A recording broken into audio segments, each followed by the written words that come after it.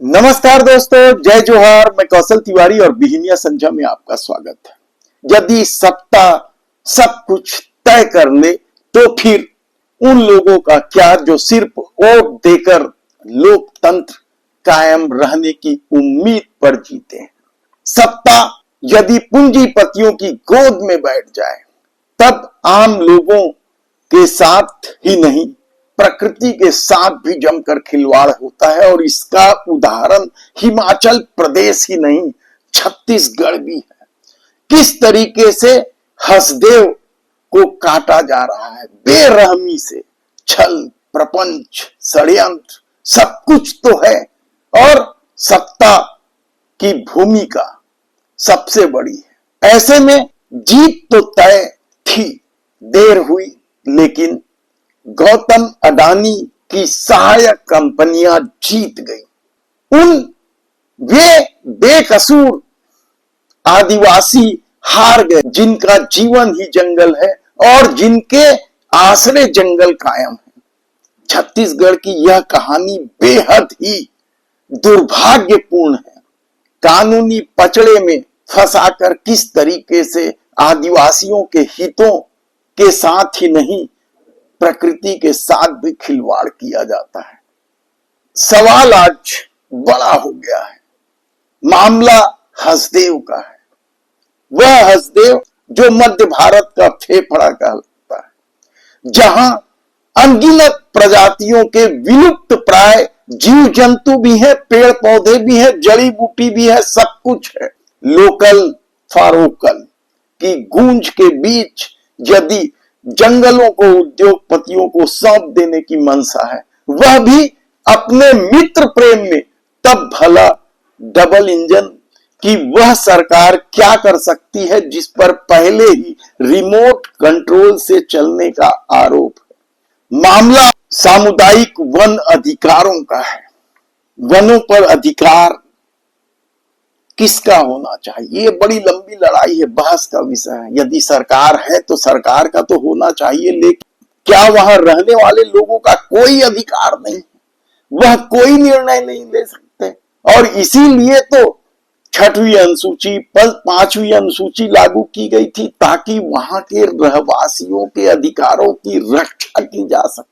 8 अक्टूबर को high court ने जो फैसला दिया है वह उस सामुदायिक वन अधिकारों का उल्लंघन है, हम नहीं कहेंगे, क्योंकि यह न्यायालय का फैसला है और न्यायालय यदि सबूत के आधार पर चलती है तब सत्ता और उद्योगपतियों के षड्यंत्र के बीच क्या न्यायालय फंस गया था।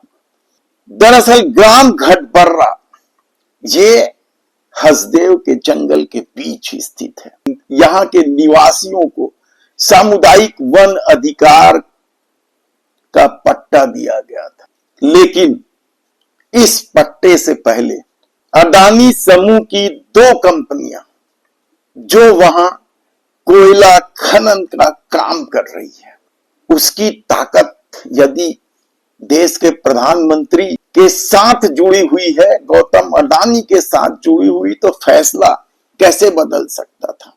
परसा पूर्व और केते बासन PKEB ये 2 कोयला खदान है। यह सीधे अडानी को नहीं दी गई क्योंकि जो नियम कानून आड़े आ रहे थे, इसलिए पिछले दरवाजे से दी गई। यानी यह दोनों खदान राजस्थान राज्य विद्युत उत्पादन निगम लिमिटेड को दी गई और राजस्थान में बैठी सरकार ने गौतम अडानी की कंपनी से खनन के लिए समझौता कर लिया।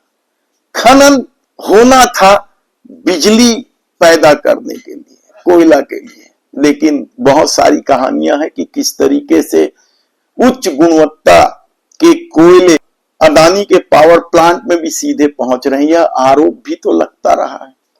कोयले को लेकर ऑस्ट्रेलिया से मंगाने को लेकर या दूसरे देशों से मंगाने को लेकर भी कई तरह के सवाल अडानी पर है। लेकिन यदि यह दौर भक्ति का दौर है तब तमाम अपराध ध्वस्त कर दिए जाते हैं, भुला दिए जाते हैं, विस्मृत कर दिए जाते हैं।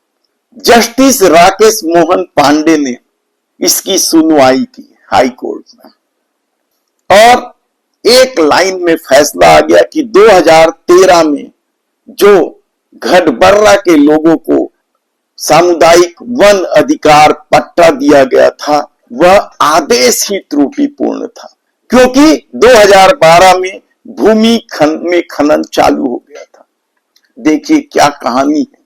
दरअसल 2011 में सैद्धांतिक मंजूरी दी जाती है केंद्र सरकार के द्वारा कोल ब्लॉक के आवंटन के लिए।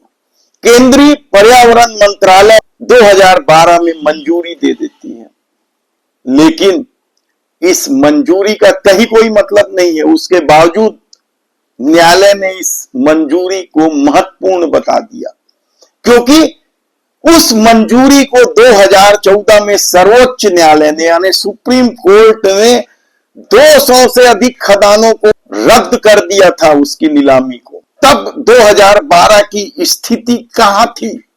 और जिन 200 खदानों को या जिन 200 कोल ब्लॉक को रद्द किया था उसमें परसा कोल ब्लॉक भी शामिल था। और 2015 में कोयला खदान विशेष प्रावधान पारित किया गया और नए सिरे से आवंटन हुआ। तब 2012 के खनन आदेश कैसे जीवित रह सकता है? लेकिन यदि न्यायालय ने कह दिया है कि 2012 में खनन हो रहा था तो फिर क्या कहा जाए, जबकि 2014 में रद्द हो चुका था वह आवंटन। 2013 में जिला स्तरीय समिति ने दिया था यह सामुदायिक वन अधिकार पट्टा, वह त्रुटिपूर्ण साबित हो गया। कानूनी अधिकार देने वाला यह सामुदायिक अधिकार नियम ही यदि त्रुटिपूर्ण साबित कर दिया जाए तब क्या किया जाए? और शायद यही वजह है कि इस याचिका में हसदेव अरण्य बचाव संघर्ष समिति भी शामिल थे, तो बहुत सारे एनजीओ से जुड़े लोग भी शामिल थे ताकि हसदेव बच सके, अदानी का कहर उस वन पर न हो। और हैरानी की बात तो यह है कि 2013 में जिस वन अधिकार नियम पट्टा देने के मामले को त्रुटिपूर्ण बताया गया है उसकी सुनवाई भी नहीं हुई, यानी एक तरफा निर्णय लिया गया कि त्रुटिपूर्ण है। जो लोग प्रभावित हो रहे थे उनसे तो पूछा जाना था, जिला समितियों से पूछा जाना था, लेकिन नहीं पूछा गया।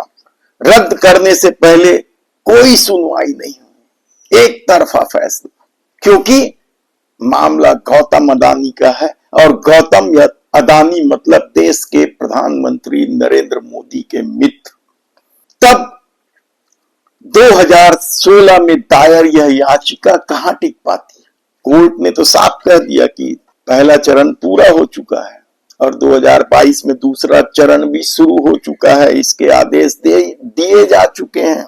और न्यायालय ने इतनी भलमनसाहत जरूर कर दी कि जो लोग प्रभावित हो रहे हैं यानी घटबर्रा सहित और भी जो गांव वाले प्रभावित हो रहे हैं उनको मुआवजा दे दिया जाए।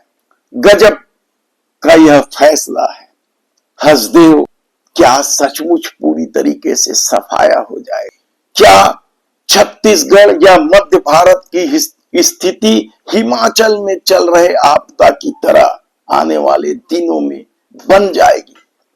क्योंकि हम बता दें कि यदि हिमाचल प्रदेश में आज आपदा की भयावह स्थिति है तो इसकी वजह है जोशीमठ के दरार को लेकर दायर न्यायालय में फैसलों का राष्ट्र हित में गायब कर देना। वहां भी तो वही हुआ था। और अब हसदेव को लेकर जो सवाल है इसे लेकर कई लोग अब इस मामले को या इस फैसले को सुप्रीम कोर्ट में चुनौती देने की बात कर रहे हैं, लेकिन एक अंधेरा तो दिखाई दे ही रहा है हसदेव के लिए। धन्यवाद।